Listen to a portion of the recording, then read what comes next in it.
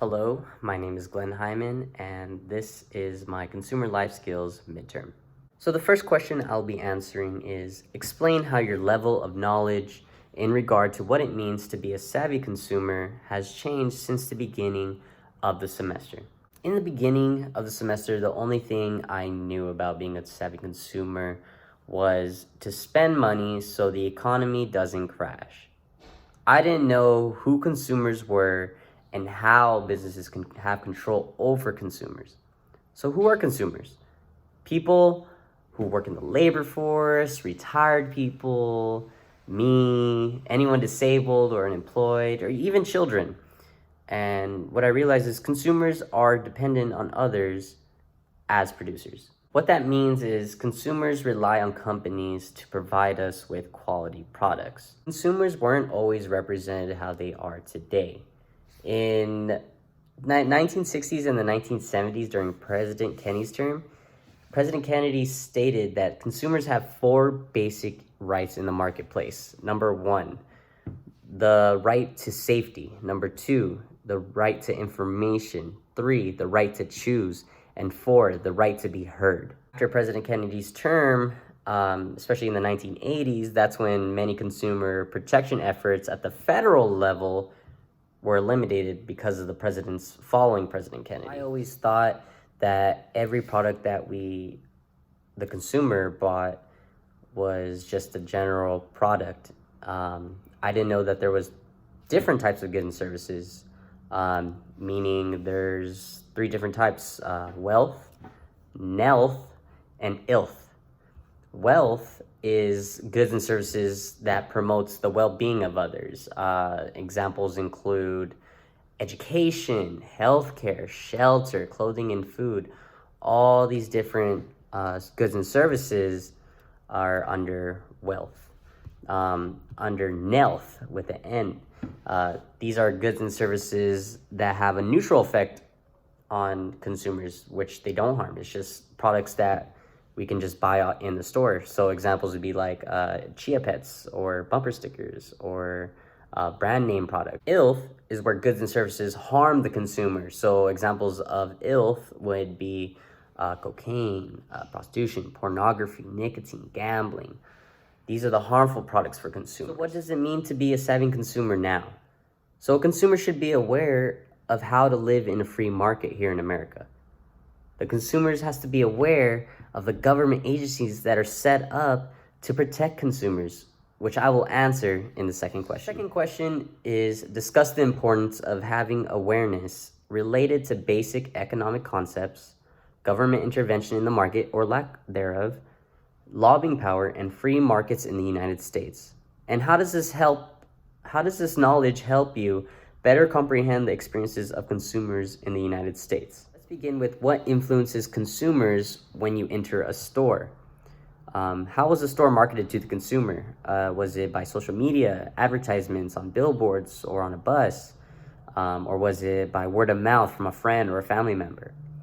Demand will always be influenced by marketing, physiological factors, psychological factors, and group influence. And consumers are influenced by different types of wants. And these different types of wants include harmonious consumption. Harmonious consumption is when a consumer sees a product and they think, oh, I need to buy that in order to match with my outfit or match with my car or something like that. Then we have diminishing utility, which means the more we use a product, the less satisfaction we get from it. An example would be a pizza box. You and your friends are sharing a pizza box, and once you have that first slice, you're like, wow, it's great pizza. I love pizza. And then you get the second slice, and you're just like, okay, it's still good. And then when you come to that third slice, you're kind of full, you're kind of over the taste, and eventually you got tired of the taste of pizza. And then we have the third want, which is variety. Variety is a consumer wants different kinds of goods in order to meet their satisfactions. And the last want is satiety. Satiety is where a consumer just wants to keep buying just because the consumer is not satisfied. So you just want, and you'll never get satisfied. Very important to know about these wants, because as consumers, we act on urges. The urges that we act on is to satisfy our needs. And in order to be a savvy consumer, we have to know when to discipline ourselves. When to discipline ourselves to buying a product that we don't need, or to discipline ourselves to buying the product that we need instead of satisfying the urges that we want at the moment. Psychologist Abraham Maslow created this pyramid called the hierarchy of needs, which means the lower needs of the pyramid must be met before the higher needs at the top of the pyramid is met. And he talks about 5 basic human needs, which these urges motivate people to act. And these needs are, starting from the bottom, physiological needs. Second one is safety and security needs. The third and most popular in America is love and belongingness. And the fourth tier is self-esteem, and the fifth one at the top is self-actualization. It's important to know consumer behavior so we don't fall in line like everyone else in society. We need to be smart about separating our needs from our wants. The thing we need to learn about is the market we live in, which is a free market. A free market is an economic system in which prices are determined by unrestricted competition between privately owned businesses. But this doesn't mean that we have a problem-free economy. No, it means that there's more opportunity for businesses to profit. So in our system, it's not truly a free competition, because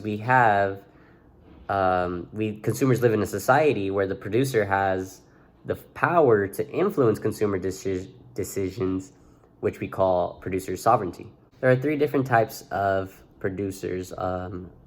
Oligopoly, which is a market shared by a small number of producers or sellers, which typically means that a consumer is faced with a few choices of products with a higher price.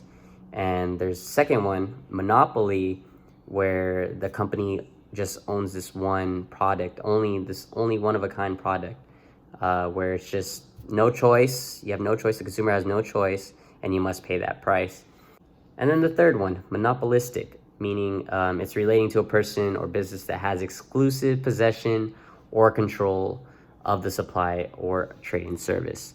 There's usually numerous sellers with the product, and there's many identical products and services when it comes to monopolistic. Having these 3 different types of producers leads to imperfect competition, which has a limited number of producers and may prevent other suppliers from offering similar products. So that means higher prices for consumers. Being in a free market, the consumer has to know that businesses have control over what they view to consumers or what they produce to consumers.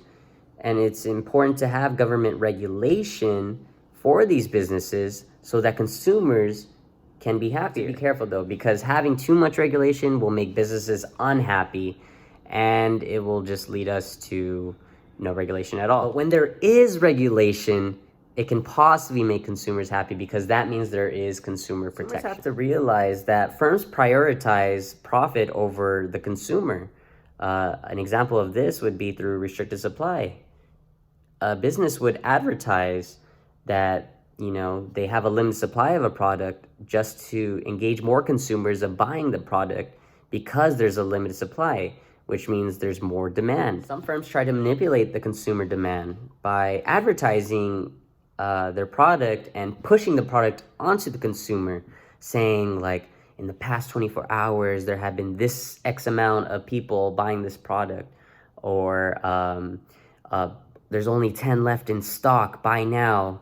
Those are some of the ways that firms try to manipulate consumer demand to buy their product. One last thing is firms exploit consumers through fraudulent and deceptive practices. An example would be food marketing. When you see a McDonald's advertisement and it shows this delicious burger and you finally purchase the product, it's not what you saw in the advertisement. So this deceptive practice where firms exploit the consumer shows how the consumer needs to be aware of how we're marketed to. That is where the government comes into play. Government needs to set up regulations for these businesses so the consumer is protected from all this deceptive and fraudulent practice. Well, there's different kind of political influences when it comes to government decision making. So there's a group called special interest groups, where it's a unit of 2 or more people who have a common interest and who want to attempt to influence the government. Usually these special interest groups fight for legislation in favor for their interest or block legislation against their interest. And there's 2 different types, public and private groups. A public special interest group promotes issues of a public concern, and a private special interest group promotes issues of private concern regarding human rights or any profession that you're in. And with special interest groups comes lobbying, where people represent a special interest with the goal of influencing government policy. Lobbying is where people try to work for a special group or become friends with people that have power, or support the causes of people that have power, and they try to influence a change in government. It's important to have these groups to support government policy change, because let me give an example. In 2010 is when the Supreme Court allowed corporations to spend as much as they want to influence elections, which definitely cancels out the voices of individual citizens. And it gave corporations the constitutional right to spend unlimited amounts of money to influence federal and state elections. When corporations influence a political election, that will also gain influence on the corporate business, so that person in power can affect what regulations go on in our market. So it could be either in favor of businesses or the consumer. If you ever have a complaint about anything, there are agencies within the federal government that protects us consumers. We have the Federal Trade Commission, the FTC, who works to prevent fraudulent, deceptive, and unfair business practices. We have the Food and Drug Administration, who is responsible for protecting public health in drugs, food, cosmetics, and therapeutic devices. We have the U.S. Department of Agriculture, who is responsible for developing and executing federal laws relating to farming, food, and rural economic development. We have the Consumer Product Safety Commission, who protects the public from unreasonable risk of serious injury or death. The Consumer Financial Protection Bureau, who supervises banks, lenders, credit reporting agencies, and debt collection companies. And lastly, the National Highway Traffic Safety Administration, who investigates safety defects in motor vehicles. It's important to use these federal agencies as sources because it can help consumers keep businesses reliable for their advertising practices and how they produce a product to the consumer. The consumers need to be aware of what goes on in our economy. We need to know how the government has a major influence on what products and services we are able to buy and what corporations are able to put out to the consumer. And having the knowledge learned from this class, I now know what to look out for and what agencies I need to refer to when I have a complaint or a problem about a service or good, or when I feel like I have been, when I've been affected by fraud or deceptive practices.